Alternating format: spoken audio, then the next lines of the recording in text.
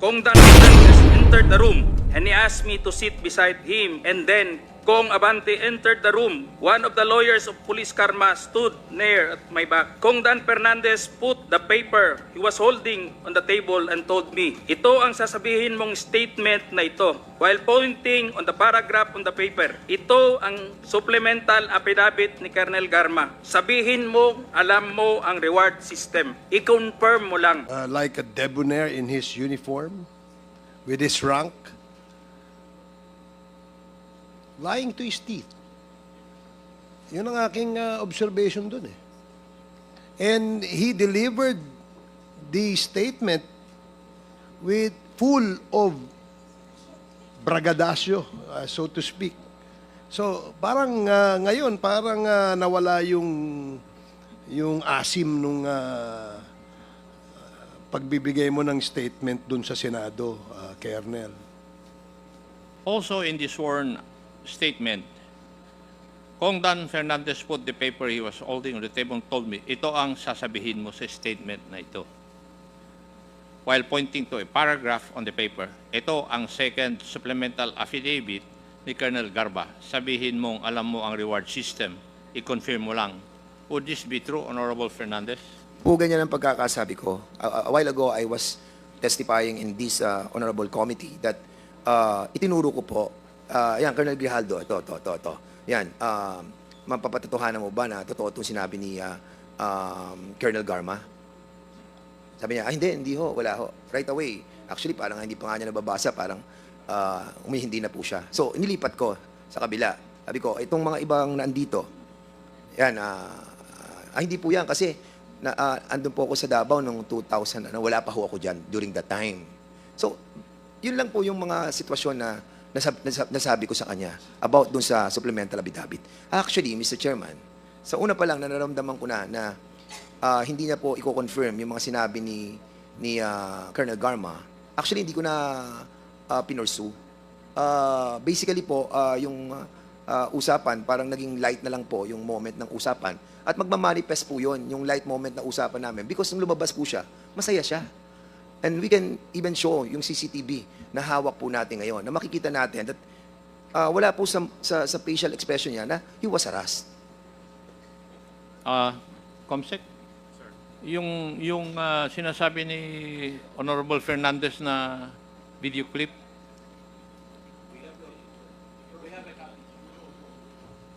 Comsec floor, do you have a Comsec. video? PM. O yan. Colonel Grijaldo enters the holding room. At 7:17:59 p.m., Attorney Emericio Kilang enters. At 7:18:11 p.m., Attorney Rotsiv Comigat enters. At 7:19 p.m., Congressman Dan Fernandez enters. At 7:20:35 p.m., Congressman Benny Abante enters. At 7:35:35 p.m., Congressman Dan Fernandez and Benny Abante leave the holding room. At 7:36:14 p.m., Colonel Grijaldo exits with Attorney Kilang and Attorney Comigat. At 7:36:25 p.m., Colonel Grijaldo, all smiles, is seen conversing with Jimmy Fortaleza. Thank you, Comsec. Yun pong kay Honorable Abante naman, paragraph 14 of the affidavit. Kong Abante asked me how many years do I still have with the PNP. I answered I still have 4 years before retirement. Then he made the remark, pwede ka pang maging general. I humbly responded to him, masaya na ako sa rango ko, sir. Pagkatapos nito, uuwi na lang ako at magtatanim na lang ako ng kamote sa amin. Mr. Chair, I cannot recall, no? Pero kung yan man, nasabi ko, ako ba'y meron ba akong karapatan na i-promote siya? Sapagkat sinabi niya ron, gusto ko siyang ipapromote. Anong karapatan ko para i-promote siya? Para lang siya magsabi ng gusto kong sabihin niya. Masyado namang akusasyon yan na kahit kailan, hindi ko ginawa kahit kanino. Thank you, Honorable Abante. Paragraph 15, the cordial conversation between us continued. So, walang animosity. Would you agree with that, Your Honors? na cordial yung conversation ninyo? Well, actually, Mr. Chairman, di mo pa binabanggit yan. Kanina sinabi ko nga, after na tinanong na namin yung mga ilang provision dun sa paragraph niya, na alam ko na hindi naman tayo makakakuha ng magandang resulta dun sa confirmation ng betting, sabi ko nga, naging light na lang yung usapan. Hindi ko na alam kung ano mga napag-usapan. At, but after that, umalis na ako. Tapos sumunod na si Congressman Benny. Pero dinagdag niya sa Yeah, kanyang... yeah, Mr. Chair, tama. Tama ho. Tama yung sinabi ni Chairman Dan na very cordial. Very light ang usapan namin. Para mang nabibiroan pa kami dun eh. Nabanggit niya na siya magtatanim ng kamote. Hindi ba biro yun? Yung ba totoo ba yun na magtatanim talaga siya ng kamote pagkatapos na mag-retire? Saka, in all due respect, Mr. Chairman, if I may, Mr. Chair, may I be allowed to speak? Kasi, alam niyo po, napakasama naman po ng magiging action namin if we have done something like that without the prior approval of the members of the the chairman of the Quadcom. Never na ginawa po ng bawat isa sa atin yan na meron po tayong gagawing betting ay hindi nalalaman po ng ating pong mga kasamahan. And yung pong, most especially, kung yung pong coercion at harassment na kung gagawin po namin ay mapuput into jeopardy, lahat ng ginawa po ng Quadcom. And hindi naman po kami ganun kabobo para gawin yung bagay na yon na alam namin na magkakaroon ng bad repercussion kung sakali na hindi mag-a-agree po si Colonel Grijaldo. And well, ako kasi medyo, basically nasaktan po ako doon kasi nga, I was expecting that Colonel Garma, through sa mga lawyers niya, na binanggit na hindi, si Colonel Grijaldo was my parang kasakasamahan na niya before. And they were very close. And yung expectation mo na sasabihin niya doon, na kino-confirm niya, then suddenly, nawala. Kaya po ako medyo na-disappoint during that time. But of course, kasama yun, marami na tayong ganyang kausap na talagang afterwards, hindi naman talaga na-confirm. But yun na nga, nagpapasalamat po ako sa committee na to na nabigyan po tayo ng pagkakataon para liwanagin tong issue na talagang nahirapan po tayo dahil sa hindi po pag-attend ni Colonel Grijaldo. Mr. Chair, sa totoo lang, kung siya nasaktan, si Congressman Dan Fernandez, ako naman na-offend. Sapagkat sa katotohanan na lang, nasa mukha ba namin na magko-coerce? Nasa mukha niya. Nasa mukha ba ni Congressman Fernandez na mag-coerce? Ako, nasa mukha ko ba mag-coerce? Tignan niyo nga po yung mukha niya. O, compare po sa mukha namin. And the next statement is that I felt that they wanted to convince me to do what they wanted me to do.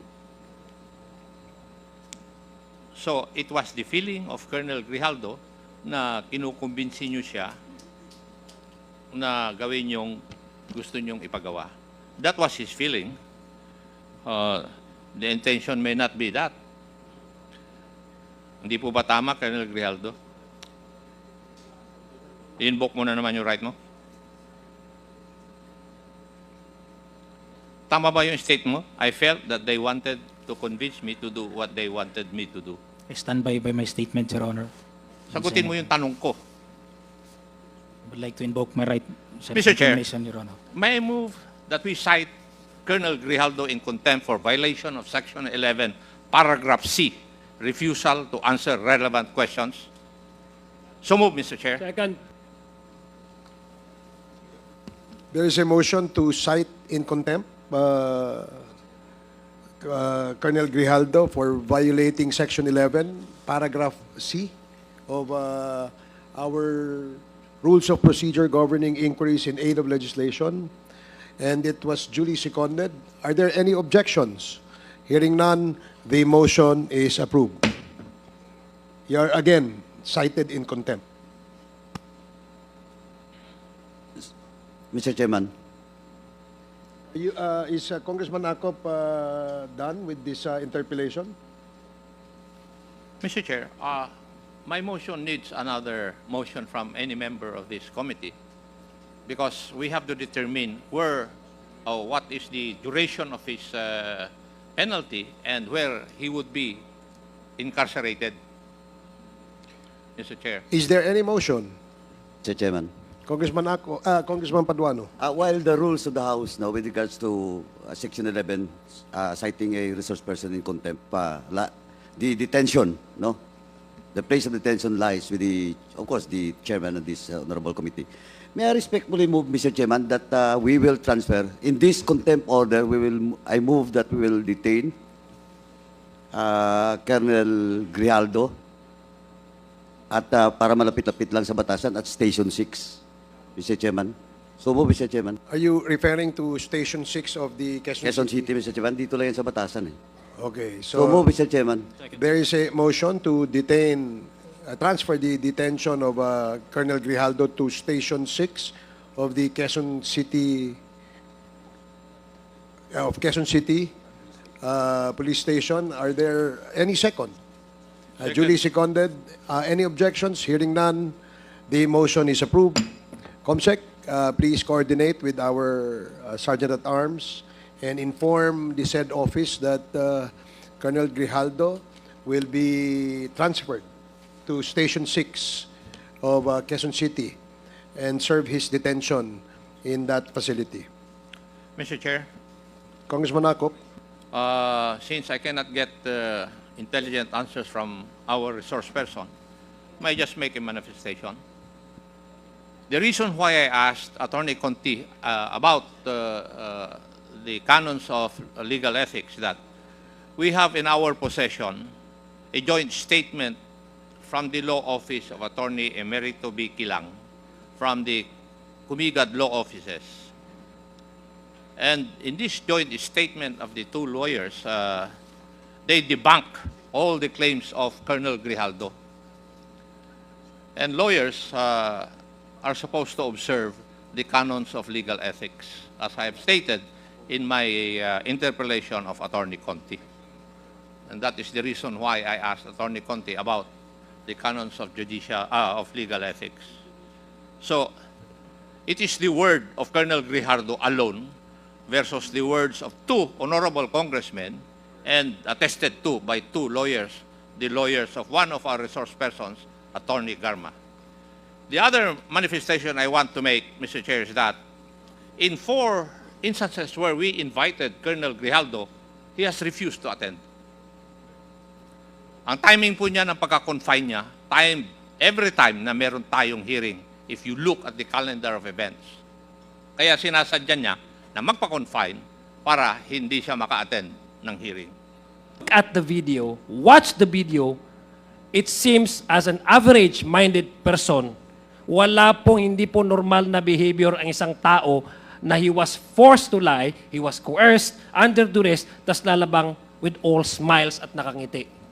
Sir Chair. Yun lang. I'd like just to make that manifestation because again, I don't want to impress upon the public because there's an attempt really by this research person na i-twist itong nangyayari sa atin tapos may mga patrols na naman na ready to debunk all the truthfulness of whatever we have gathered here in this committee hearing tapos ito-twist nila that we are ganging up on him, Mr. Chair. Well, if I may just comment on that manifestation. Yes, correct.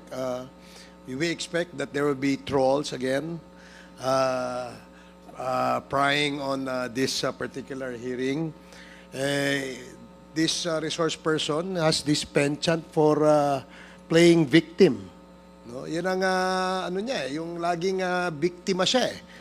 But ang katotohanan, ang video ay hindi po nagsisinungaling. No? Kung ikaw ay talagang may paninindigan at gusto mong tayuan ang sinabi mong katotohanan, eh hindi ganyan ang iyong demeanor. So that is my observation, Your Honors. In fact, darating ang panahon na mag-iisip ka rin eh. Iisipin mo rin na hindi mo na makakayang itago yung iyong konsensya doon sa iyong pagsisinungaling. Not just to add a little spice in this issue, please allow me to show in this video, just a short video lang, Your Honors, on the video of Colonel Grijaldo appearing before the Senate hearing and try to observe his demeanor. And tingnan natin no, kung ano yung ano, para lang po meron tayong point of comparison. So, Comsec, can we play the video? And Colonel Grijaldo, can you, watch the video and see for yourself kung ano yung, ano mo dyan, yung demeanor dyan? Mr. Chairman, while waiting for the video, yes. can I just to amend the my motion previously, Mr. Chairman, that I move once again that Colonel Gardo will be detained at Quezon City Station 6 until the committee report will be, in this investigation, will be adopted in the plenary, Mr. Chairman. So move. Okay, there is a motion amending the previous approved ruling of the chair. Are there any objections? Hearing none, the motion amending the previous ruling of the chair is approved. So, just please play the video.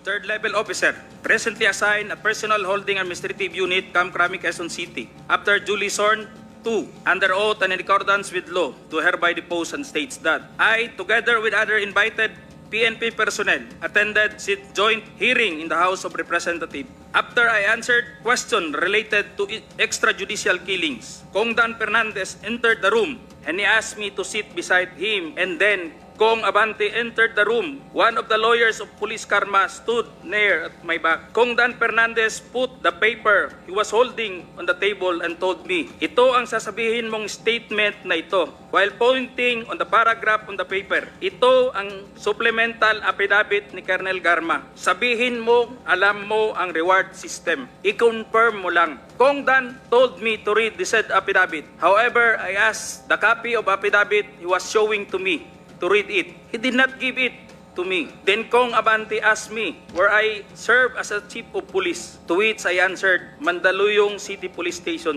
Kong Abante then persuaded me by saying, ikaw naman, Colonel, ganito na lang, alangan namang walang insidente o pangyayari sa panahon na yon.